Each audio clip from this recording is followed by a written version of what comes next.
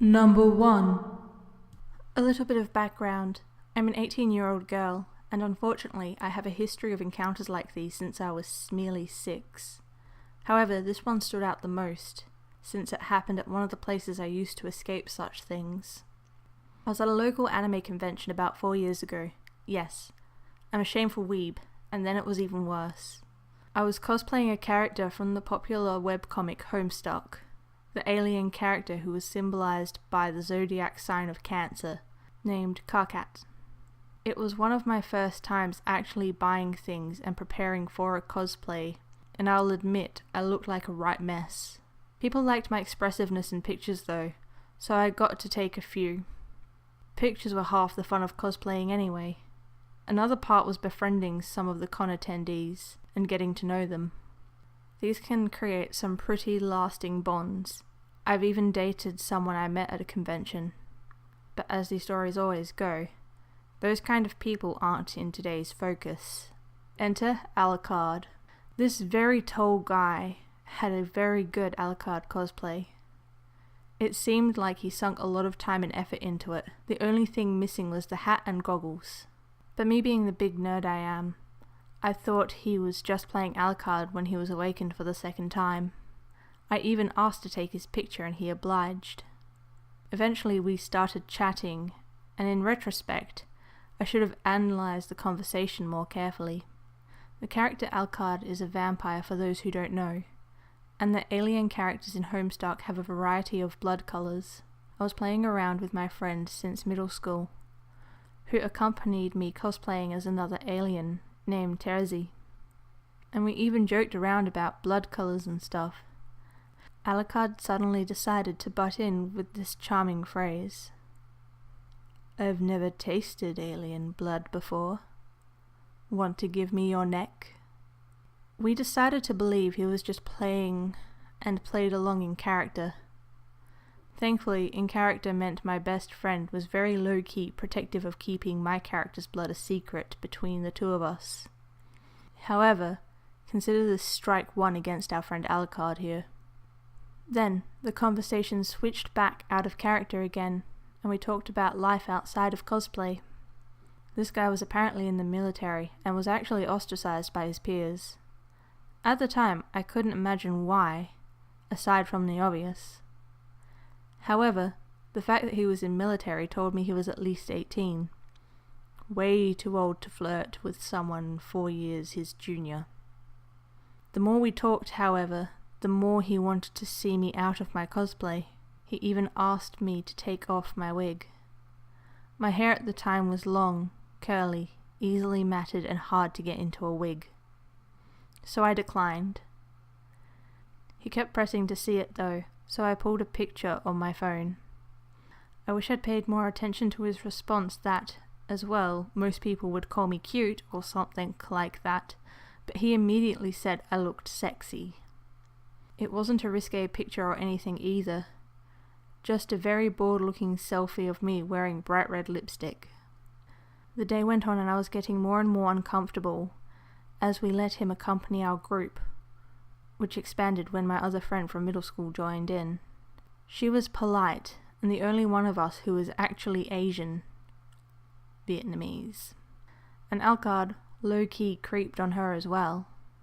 Fortunately, my always present maternal instincts for her protected her from his grasp. I wasn't so lucky.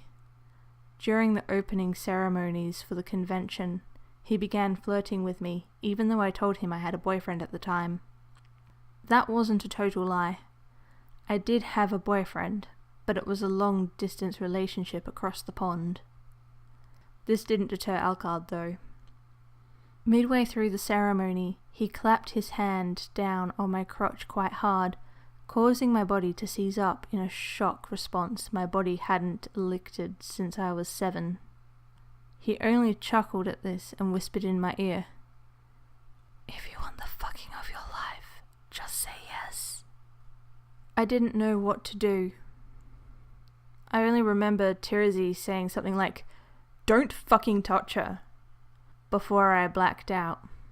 Turns out my longtime friends went into badass mode and we escaped the packed auditorium safely. We congregated in the girls' room, and they calmed me down. We all met at Teresa's house later. We discussed the best course of action. The next day, my mother accompanied us, and she tracked down this guy. Her awesome mood seemed to activate as this 5'3" woman grabbed someone easily 6'2" by the collar to meet her line of sight easily and growled, "I'll kill you, motherfucker." When I told my boyfriend about this, he did some research, and the guy is actually in his 30s, as well as autistic. The latter made me feel as though it was my fault, but my boyfriend reassured me that the guy was a soldier and was still supposed to have honor and morals, regardless of mental disorder or illness. Besides, I'm also autistic, and I would have never done anything as fucked up as that to anyone, younger than me or not. Number 2. This was back in 2004, when I was 14 years old. I would catch the bus home from school, and never really had any issues aside from the occasional pervert or creep, because at 14 I had developed faster than most girls in my class. It was a pretty normal day. I got on the bus and sat in the midsection, off to the left.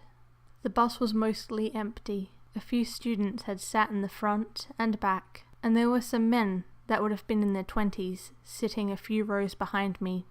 You could smell the cigarettes and alcohol coming from them, so I knew this was going to be a colourful ride home. Unfortunately, in 2004, mobile phones only sent and received text messages and phone calls.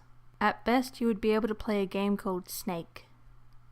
So, I couldn't just put my headphones in and ignore my surroundings.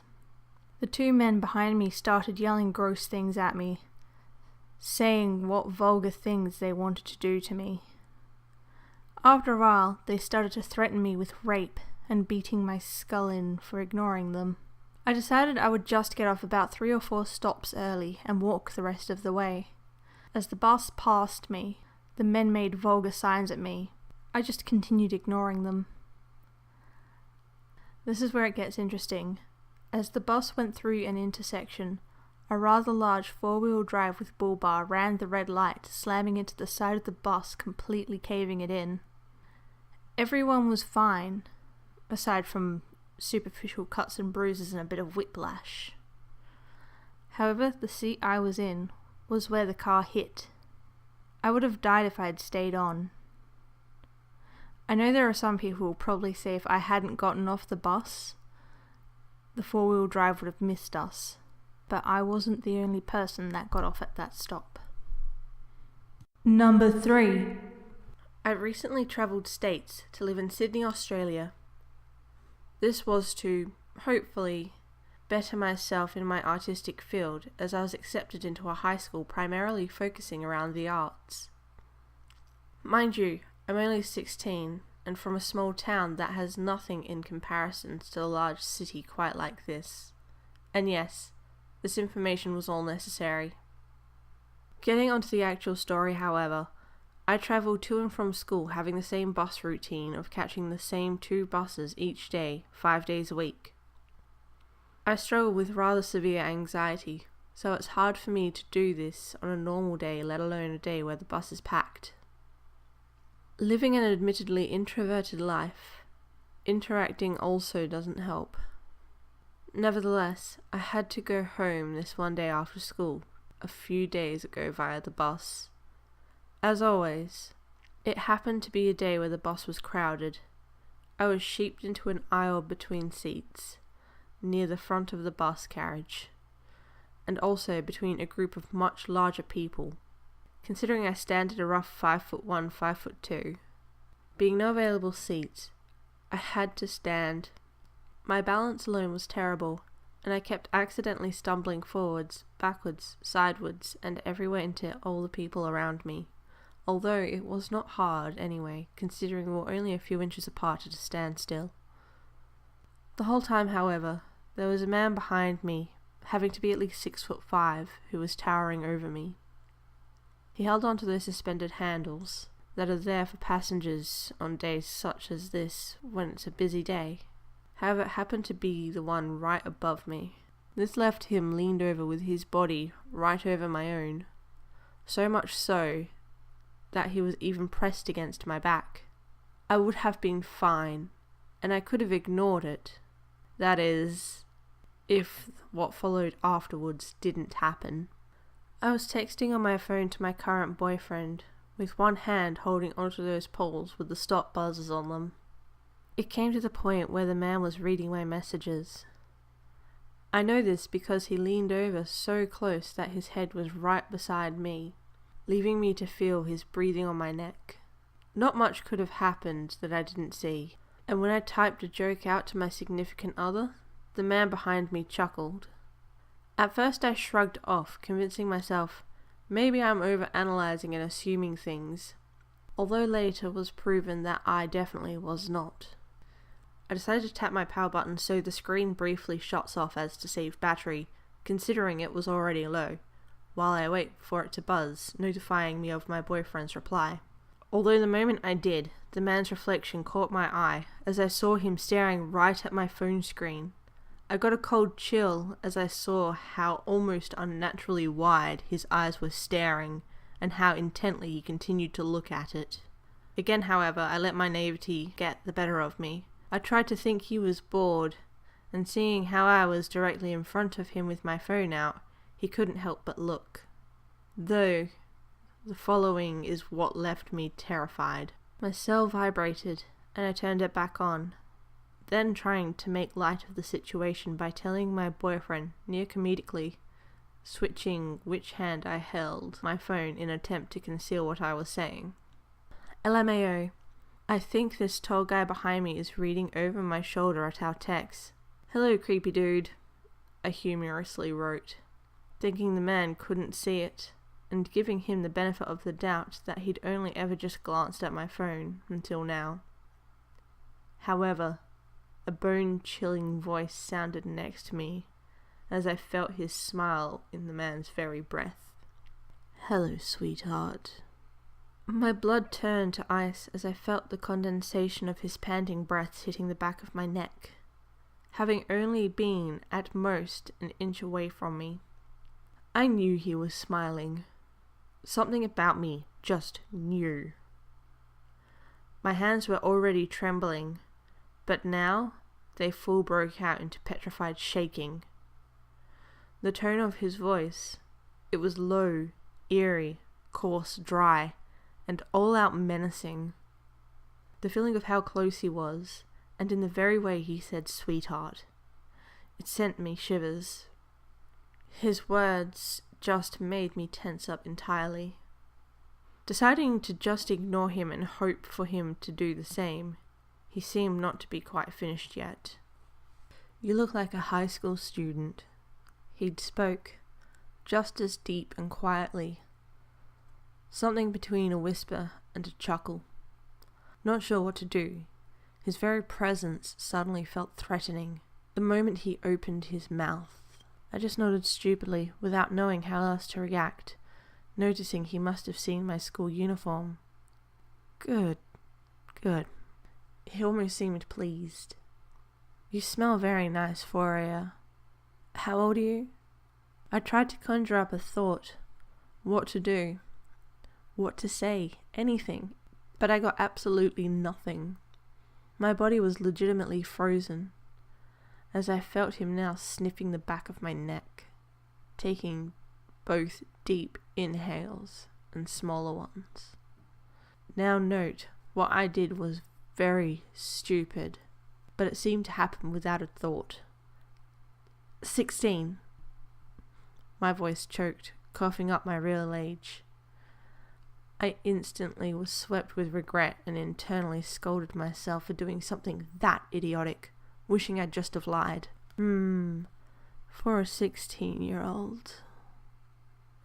His voice almost seemed to moan, his smile growing even wider now, this time feeling his grin as his putrid, chapped lips were so close they were brushing against my neck. The feeling was so disgusting that it made me almost dry heave. At this moment, I wanted to turn around and yell at the bastard and tell him to fuck off.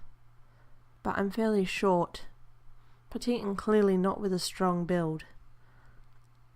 The man behind me, on the other hand, was wide-set and built like a tank, seemingly mid-30s. The bus started jolting around as it went through rough patches in the road, and I fell unwillingly forwards and slightly into another person. However, this utter creep behind me took the opportunity to grab me by my waist and mutter, "Careful, sweetie," into my ear. I was still frozen in shock at all that had happened so suddenly that my body refused to move. The man then gave my waist a few quick squeezes and then made another moaning noise in my ear. I was nauseated. Was a 30-something-year-old man really trying to fill up a 16-year-old girl? I almost couldn't comprehend it, feeling tears begin to line my eyes at this point.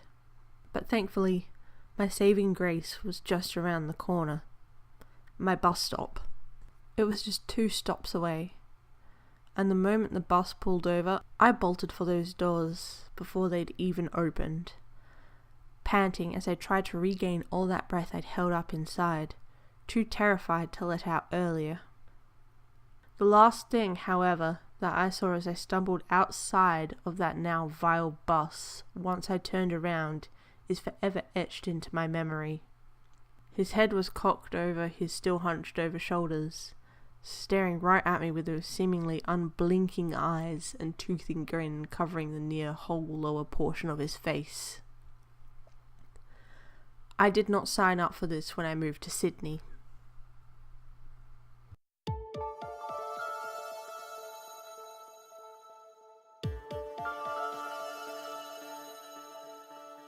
Hey guys, Flamingo Creeper here. Thank you for checking out my video. If you liked it, give it a thumbs up and subscribe if you haven't already. I post a new video every Monday and Wednesday, but if you're impatient, I do have older videos you can check out if you haven't seen them already. I would like to thank the Reddit users who gave me permission to share their stories with you. The original links are in the description. If you want to send me your creepy stories to read to this beautiful creepy community, you can either email them to me or message me in Facebook. Details for both are in the description. Just be sure to include a brief statement saying I do have your permission and let me know if it is a story for the Monday video or for the Wednesday video. If you haven't already, go like my Facebook page as I do post daily about various creepy things ranging from urban legends to serial killers. As always, my creepers, be safe. And remember, the monster isn't under your bed. It's in the street.